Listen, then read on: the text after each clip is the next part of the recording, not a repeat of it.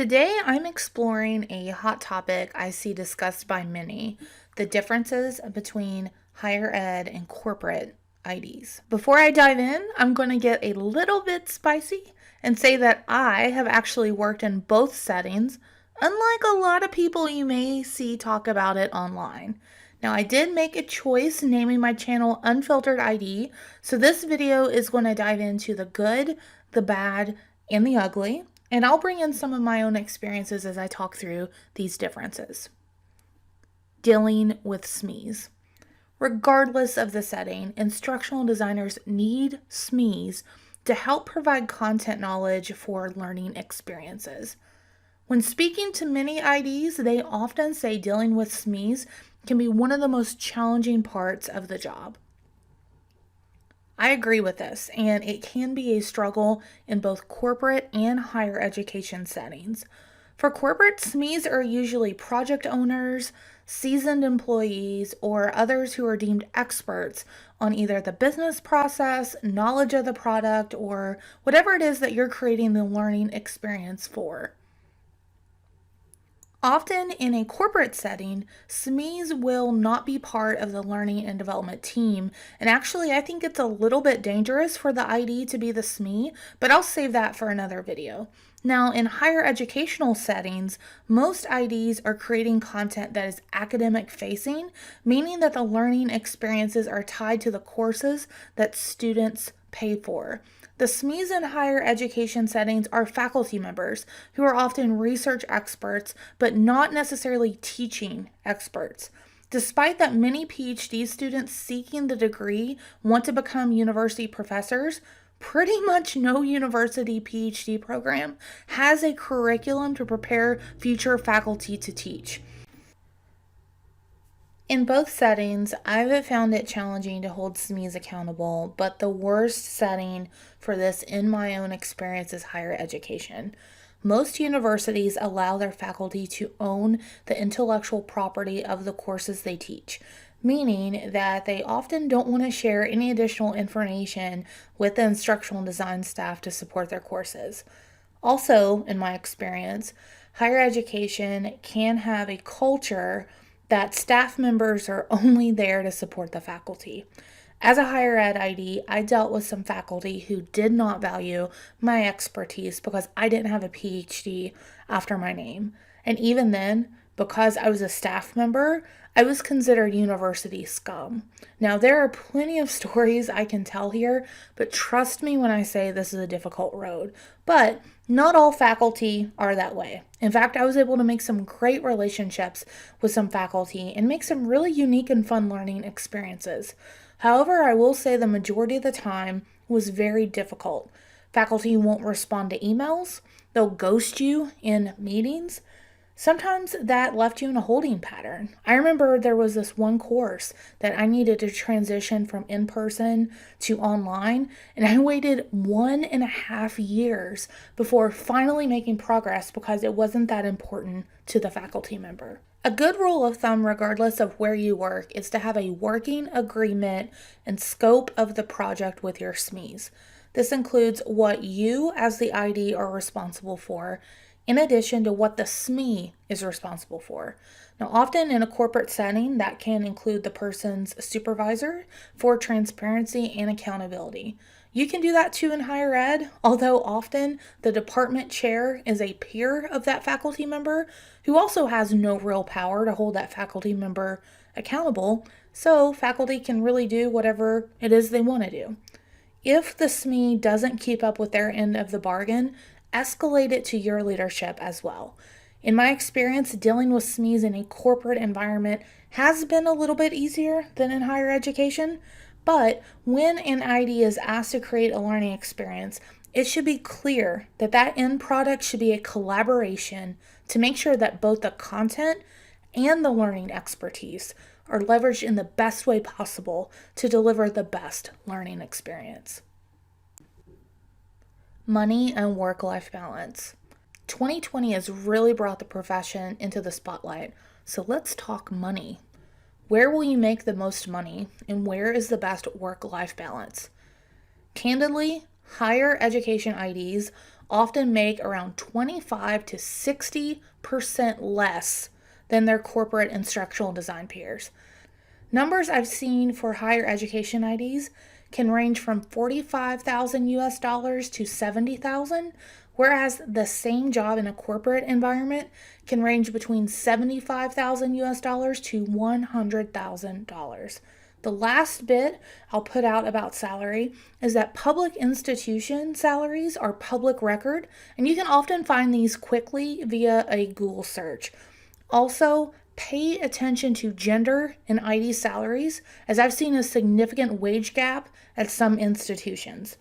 Now, for finding corporate salaries, it can be a little bit more tricky as you're relying on self-reported data that is often inflated and full of errors.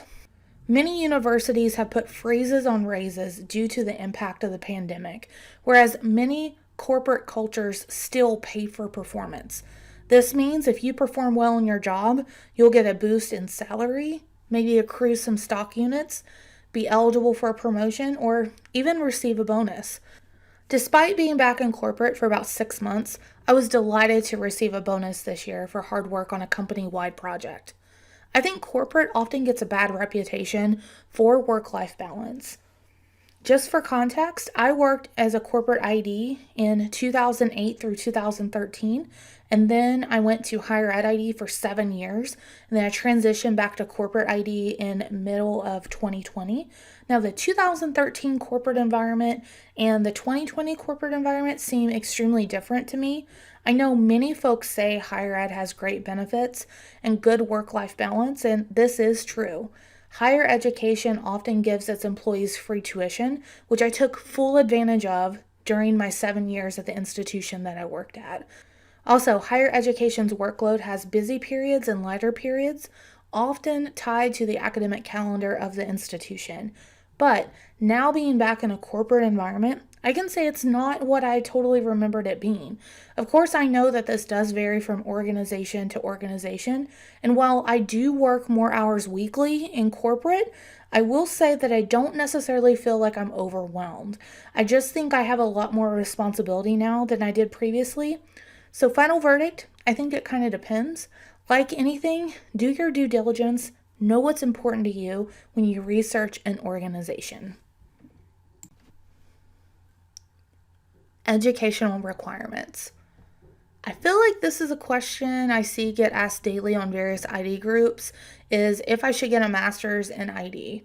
Now, I conducted some research in Ohio State's research lab for digital learning with these terrific humans to try to answer this question. Our manuscript has been submitted for journal review, and it actually used the Fisher's exact test to test the association between categorical variables such as educational requirements and job setting. So specifically for educational requirements, as we collected these job posts, we coded them as high school, bachelor's but master's preferred, master's or PhD. And then we also coded the settings as corporate education, nonprofit, or government.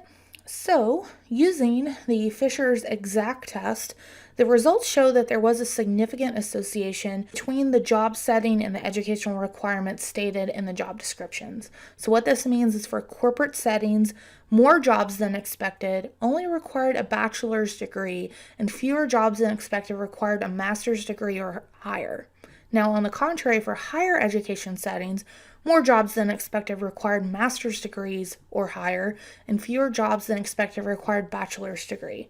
Now, while this may not be surprising for some job seekers, it does actually open up the possibility for many job applicants, especially those with bachelor's degrees, to have the educational requirements to apply for a corporate role. So, if you want a higher education job, get that master's degree. It's probably a good idea. Doing the job. Doing the actual work of an ID in both the corporate setting and higher education setting can vary. Most of the time in higher education, very bluntly, IDs are seen as technical support. This means that you often have to help faculty learn how to use learning technologies, set up a course in the learning management system, and other duties as assigned. While it did happen a few times, very rarely during my time as a higher ed ID, I did get to help a faculty member with an online course start to finish. The ones I did help with, I was very pleased in the way that the courses looked and also happy that the students were giving it rave reviews. Now, a big part of being a higher ed ID is also supporting the course and having the necessary components for accreditation. This can vary from institution to institution. It often means that the course has to go through some type of review, often through a service like Quality Matters. This was hands down one of the things I disliked most about being a higher education ID because sending back a Quality Matters audit to some faculty actually made them despise you even more if they scored poorly. Also, higher ed IDs most frequently build directly into the learning management system. While I am seeing some higher ed IDs start to use e-learning authoring tools more, often they need to use institution-approved templates and HTML to build the learning experience directly into the learning management system. Now, reason for this is to help improve overall accessibility, which many higher education institutions take seriously, as they should. Now, for corporate IDs, often they have more autonomy to own the learning experience from start to finish. Often they are the project managers who set up that kickoff meeting to conduct a needs assessment to learn more about the proposed project. They're the ones that are determining if training is the right answer. Usually they're the ones that are setting the key performance indicators and also kickstart the timeline.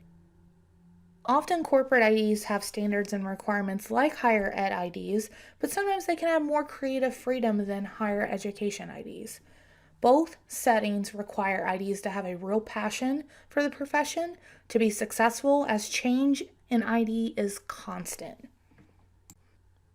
So there you have it, my 4 differences between higher ed and corporate IDs. Did anything surprise you, or do you have any thoughts on the matter? Sound off below and be sure to comment, like, and subscribe for more unfiltered ID content. Until next time.